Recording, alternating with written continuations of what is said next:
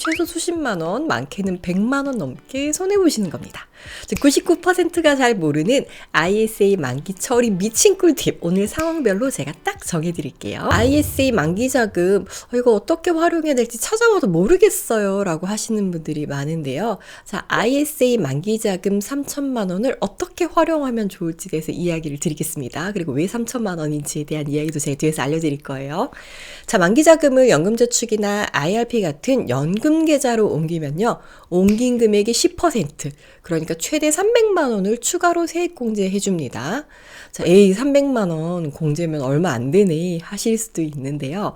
자, 연말정산 때 여러분들이 300만 원 공제를 받으시면 현금으로 최대 45만 원을 돌려받으실 수 있습니다. 자, 49만 원 줍는 것보다 이게 더 쉽잖아요. 그죠? 자, 그래서 여러분들이 그럼 300만 원만 옮기면 안 되나요? 라고 하실 수도 있는데, 이 옮긴 금액이 10%인 최대 300만 원까지 해주는 거니까 여러분들이 3천만 원은 옮겨야 10%인 300만 원을 공제 받을 수 있으니까 3천만 원은 넘긴다 라고 생각을 하셔야 돼요. 자, 그러면 우리가 이 ISA 만기 자금 어떻게 굴려야 최대로 활용하는 걸까요? 자, 우선 첫 번째 케이스는요, 제가 지금 집 담보 대출이 많아요. 저희 집 은행 거예요. 그래서 대출 갚아야 할 돈이 너무 많아서 자금이 부족해요 라고 하는 분들이 계실 수도 있잖아요.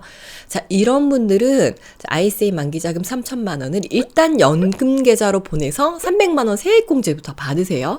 자, 그리고 공제받지 않은 나머지 2,700만 원. 그러니까 3천만 원에서 300만 원 공제받은 거 빼고 나면 2,700만 원이죠. 그죠? 자, 이 2,700만 원은 바로 출금을 해서 대출을 갚는 데 사용을 하시면 됩니다. 자, 그리고 사람들이 또 잘 모르는 꿀팁이 있는데요. 만약 우리가 대출을 갚느라 돈이 부족해서 연금을 못 넣을 것 같은 상황이 생길 수도 있잖아요. 자, 그럴 때는 이 연금 계좌에서 돈을 출금하지 말고 금융사에 그냥 납입금 전환 신청을 하시면 됩니다. 그러면 내 지갑에서 따로 돈을 연금을 내지 않아도 내년 연말정산 공제 혜택을 미리 챙길 수가 있습니다. 자, 그리고 두 번째 케이스는 노후 준비하려고 저 계속 투자하고 싶어요 라고 하시는 분들이 있죠. 자, 이런 분들은 어디에 넣는 게 좋을지를 고민을 하셔야 되는데, IRP보다는 연금저축 펀드를 추천합니다. 그래서 연금저축 펀드는 우리가 생각한 연금저축이에요. 연금저축은 세액공제 받지 않은 원금 2,700만 원을 언제든 세금 없이 뺄 수 있습니다. 자, 그런데 IRP는 특별한 사유 없이는, 그러니까 법에서 딱 정한 사유가 아닌 경우에는 중도 인출이 안 돼요. 그래서 여러분들이 연금저축에 넣어두시는 게 자금을 조금 더 활용하기 좋습니다. 자, 그리고 세 번째 케이스, 제가 여윳돈은 없어요. ISA에 있는 이 자금이 다예요. 저희 전 재산인데 투자도 계속 하고 싶어요 라고 하시는 분들이 있을 수도 있잖아요.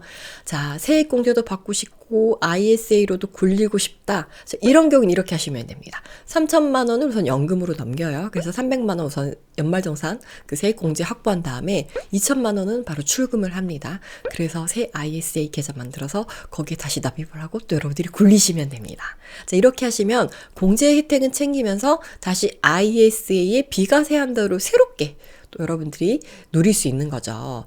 대신 제가 걱정이 되는 건 자꾸 넣었다 뺐다 하다 보면 막 자산 관리에 흐트러질 수 있어요. 결국 우리는 목돈을 잘 지켜가지고 나중에 내 노후 준비를 한다거나 아니면 큰 돈이 필요할 때 쓰려고 우리가 모아두는 건데 자꾸 왔다 갔다 하다 보면 쓰고 싶을 수도 있잖아요. 그래서 이런 게 조금 걱정이 되기는 하는데, 어쨌든 여러분들이 노후를 생각하고 또 나중에 연금을 좀 많이 받고 싶다 하시는 분들은 연금 계좌 안에서 그냥 굴리고 투자를 하시는 게 제일 좋습니다. 그래서 꼭 필요한 경우에 이렇게 활용을 하시라는 거지, 여러분들이 돈을 편하게 쓰시라는 건 아니에요. 자, 그리고 제가 특급 꿀팁 하나 더 드리도록 하겠습니다. ISA 연간 한도가 2천만 원인 건 다들 알고 계시죠? 그래서 목돈으로 넣으시는 분들도 계시겠지만 또 매월 적금처럼 월 166만 원 정도 넣어서 뭐 투자도 하고 적금도 하고 여러 가지 하시는 분들도 계실 거잖아요. 자, 그런 분들은 ISA 계좌 안에 국내 주식이라든지 ETF라든지 아니면 국내 상장 해외 ETF라든지 이런 것들을 이 안에서 다 거래를 하시면 됩니다. 그럼 이렇게 말씀을 드리면 또 이러시겠죠. 국내 주식은 원래 비과세인데 왜 ISA에서 해야 하나요? ISA에서 할 필요 없지 않나요? 라고 생각하시는 분들, 자, 다들 집중하세요. 자, 일반 계좌에서는 해외 ETF로 200만 원을 벌고 우리가 국내 주식 수익으로 200만 원을 잃었다라고 가정을 해보면 수익과 손실 상관없이 그냥 해외 수익 200만 원 났기 때문에 여기에 대해서 세금을 다 내야 되잖아요. 그죠?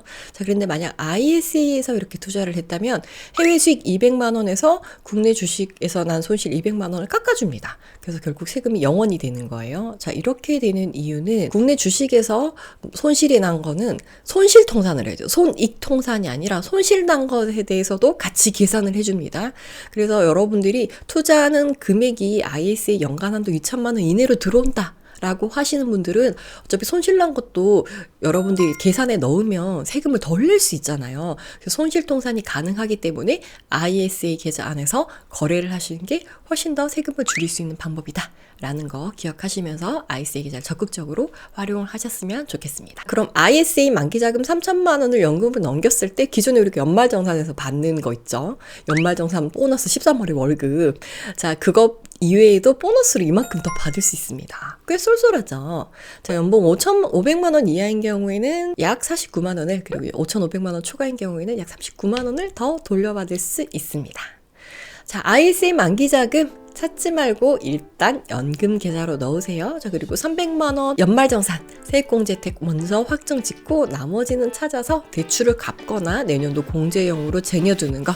자, 이게 바로 99%가 모르는 ISA 만기 관리법입니다.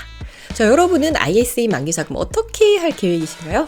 궁금한 점은 댓글로 남겨주세요. 그럼 우린 다음 영상에서 또 만나요. 안녕!